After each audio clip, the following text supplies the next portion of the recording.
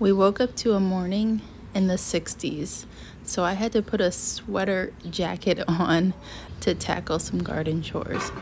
Today I'm doing the most dangerous job in the garden, and that is working with my rose bush. This is CL Perfume Breeze Rose. I got 2 bare root roses of the CL Perfume Breeze from Walmart last year, and this rose has done phenomenal.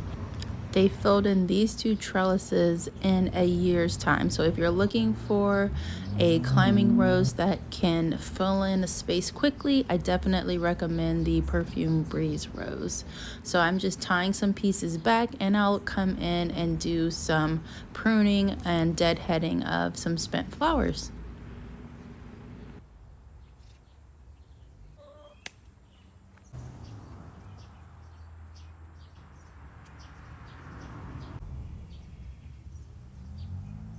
Now it's time to pull out my garlic. I live in zone 6, Ohio, so I plant my garden in the fall. Usually in October is when I get it planted. Sometimes, early November, but garlic needs a long time in the ground before harvest. So what I do is I either use bulbs that I have homegrown, or I will order some from Mad River garlic growers here in Ohio, and you will divide the bulbs and plant them about, I think it's like 4 to 6 inches apart. And then you will, fertilize the top. You can cover them with a seedless hay if you want to. And then you just leave them in the ground.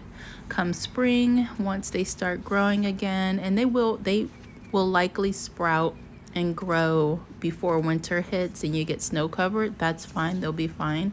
In spring, you'll want to start fertilizing. Usually about once a month is fine, at least for me. Or you could do like every 2 to 3 weeks fertilizer. And then in May, I usually get my garlic scapes.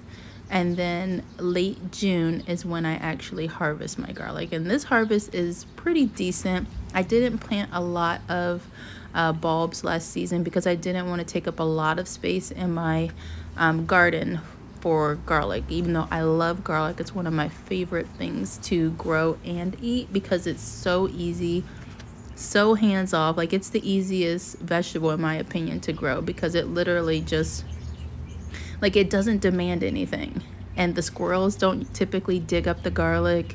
Like, it's to me, it's like the perfect plant. I've never had an issue with growing garlic, no pest issues, no nothing, and it gives me one of my favorite things to eat, so, and to use in cooking and drying and making spices. Like, there's so many uses for garlic, and garlic is so very healthy for us, so I love it. And this year, instead of growing for my own stock, I am going to place a nice size order this year from Mad River garlic growers.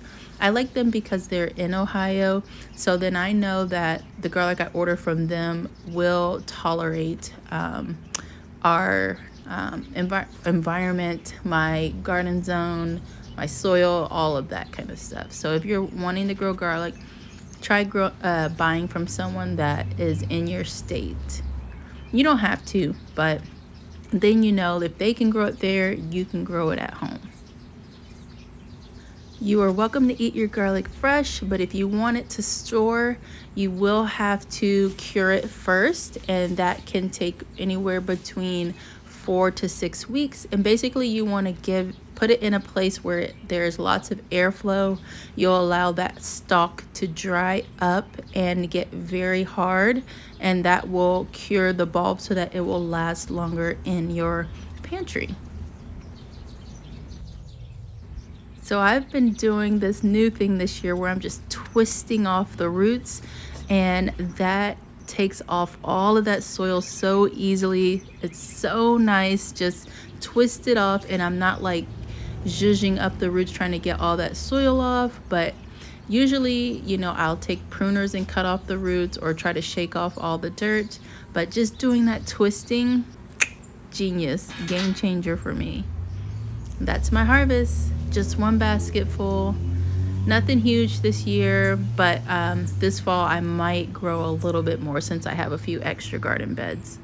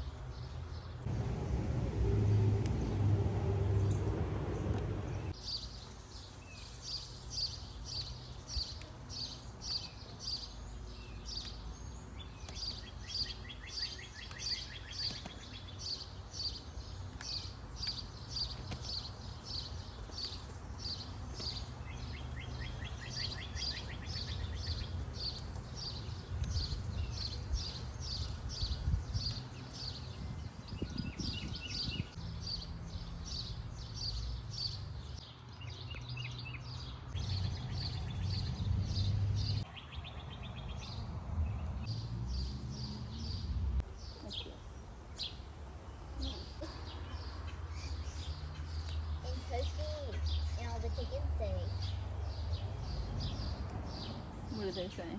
They said that there's a giant spider over there. Oh, okay. Well, you don't have to go over there. I haven't used a sand bomb for a while. My peppers have been a little floppy. I don't think they're getting that good overhead sun, so I decided to add a few stakes in. These bamboo stakes you can get from any Lowe's hardware. That's where I got them. And then I'm going to be using some green stakes, and you can find those at any hardware store that you have locally. And then I'm using my clear whitish clips that I got from Temu. I think that was early this year, last year, but having these stakes in makes all the difference. So my peppers, you know, I've got some bells and, you know, a couple of bells and then like Whopper jalapenos. And those jalapenos get so big in the bells that I don't want my plants falling over. So I decided to go ahead and stake this whole bed, and I think it actually looks really, really cute. And hopefully the plants will do well being staked. I'm sure they will. There's no reason why they wouldn't do well being staked. But it just looks so cute.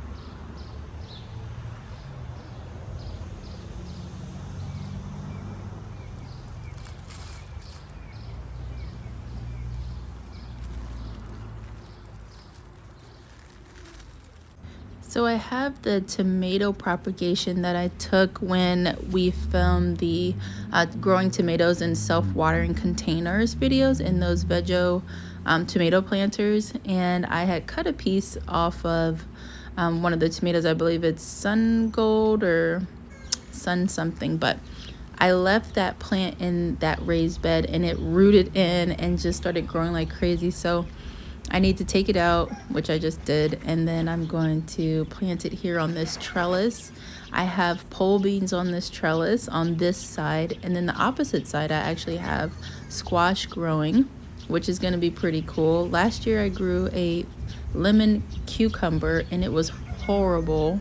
The fruits were not good, and then they were also like pokey. So to me, that's just really not a great combination. I definitely decided last year that I would not be growing lemon cucumbers again.